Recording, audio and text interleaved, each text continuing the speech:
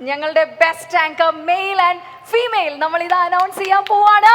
And the female ആദ്യം goes to ആരായിരിക്കും? Neck to neck fight.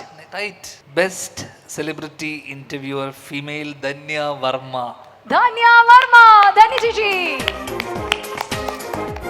Contented ആയിട്ടുള്ള interviews നമുക്ക് ഇപ്പോഴും നൽകിക്കൊണ്ടിരിക്കുന്ന ധന്യ വർമ്മ. ധന്യ ചേച്ചിയാണ് ഞങ്ങളുടെ the very bold, the beautiful Dhanya Varma. വലിയൊരു കൈയടി കൊടുത്തോണ്ട് തന്നെ.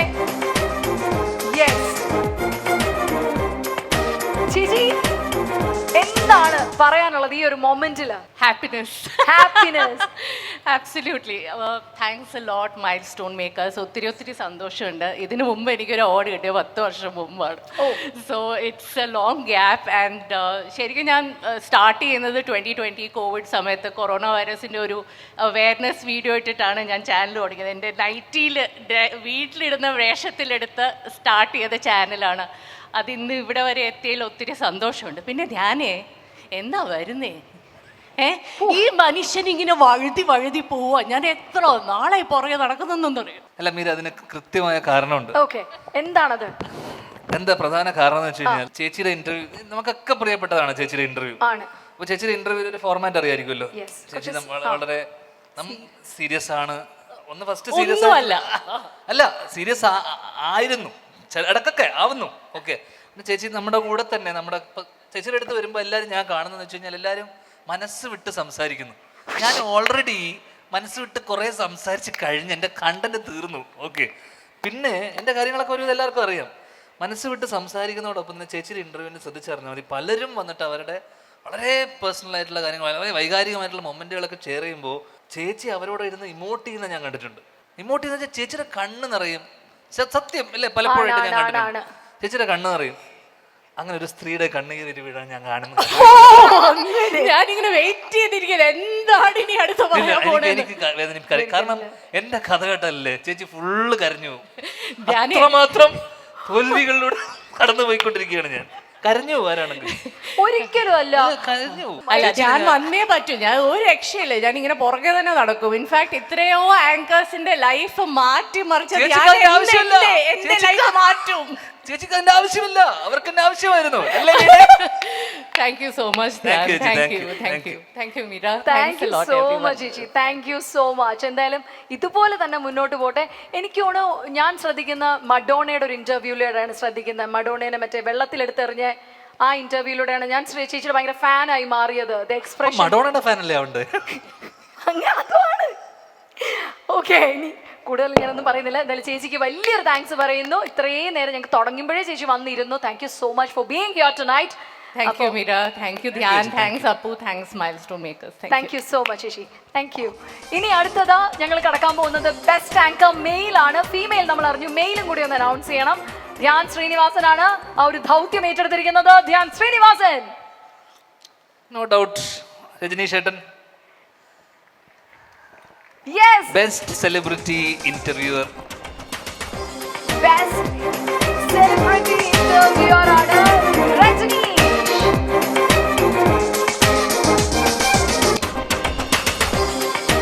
മൂവി വേൾഡ് മീഡിയ റെപ്രസെന്റ് ചെയ്തുകൊണ്ട് എത്താണ്. ഒരുപാട് ഇന്റർവ്യൂസ് നമുക്കറിയാം, നമ്മൾ കണ്ടിട്ടുണ്ട്. കാരണം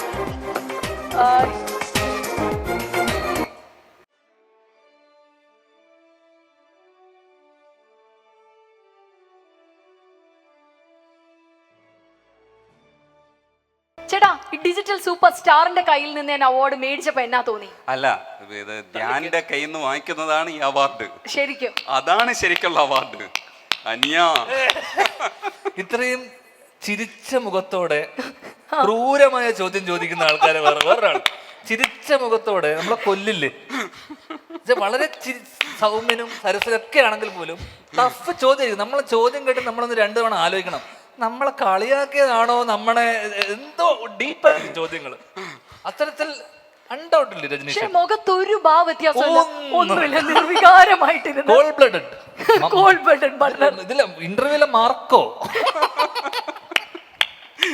ഇതേപോലൊരു കില്ലറ കയ്യിന്ന് അവാർഡ് വാങ്ങിക്കാന്ന് പറഞ്ഞാലേ ചെറിയ കാര്യമല്ല. ഞാൻ പൊക്കിയതുകൊണ്ട് എന്നെ പൊക്കണം നിർബന്ധമില്ല. ഒരിക്കലും അല്ല. ധ്യാനെ പിടിച്ചാൽ കിട്ടില്ല കേട്ടോ. ഇപ്പൊ ധന്യ ചോദിച്ചില്ലേ, ധ്യാനെ ഓടിച്ചിട്ട് പിടിച്ചിട്ട് കിട്ടാത്തതുകൊണ്ട് അവസാനം ഞാൻ വിനീതിനെ വിളിച്ചു. അപ്പോൾ വിനീതിനെ വിളിച്ചിട്ട് ഞാൻ പറഞ്ഞു ധ്യാനെ കിട്ടുന്നില്ല, എന്താ ചെയ്യുക? അപ്പോൾ വിനീത് പറഞ്ഞു നടക്കും തോന്നല്ല, നോക്കാം, ഞാൻ ഒന്ന് വിളിച്ചു നോക്കാം. ധ്യാൻ എന്നെ തിരിച്ചു വിളിച്ചിട്ട് വീണ്ടും ധ്യാനെ കിട്ടുന്നില്ല. അപ്പം ഞാൻ അജുവിനെ വിളിച്ചു. അജു, ഇതാണ് വിനീത് പറഞ്ഞിരുന്നു, എന്നിട്ടും ധ്യാൻ വിളിച്ചിരുന്നു, പക്ഷേ ഇപ്പോൾ കൈ കിട്ടുന്നില്ല. അപ്പോൾ ഓരോ ദിവസവും ഇതിങ്ങനെ പൊക്കോണ്ടിരിക്കുകയാണ് കേട്ടോ. അപ്പോൾ അജുവിൻ്റെ അടുത്ത് ഞാൻ പറഞ്ഞു. അജു പറഞ്ഞു ചേട്ടാ നടക്കൂല, പക്ഷെ ഞാനൊന്ന് ശ്രമിക്കാം. ഇവരൊക്കെ വിചാരിച്ചോ നടക്കാത്തെന്താ ധ്യാനെ? എനിക്കൊന്നും വിളിച്ചെടുക്കൂലെന്ന്. വിനീത് ധ്യാൻ വിളിച്ചപ്പോ രജിയുടെ ഞാൻ എടുക്കും, വിളിച്ചെടുക്കാറില്ല. അല്ല, വിനീത് വിളിച്ചാ എടുക്കുവോ? ധ്യാൻ എടുക്കുവോ? ഇപ്പൊ പുള്ളി എന്റെ ഫോൺ എടുക്കാറില്ല, വർഷത്തിന് ശേഷം.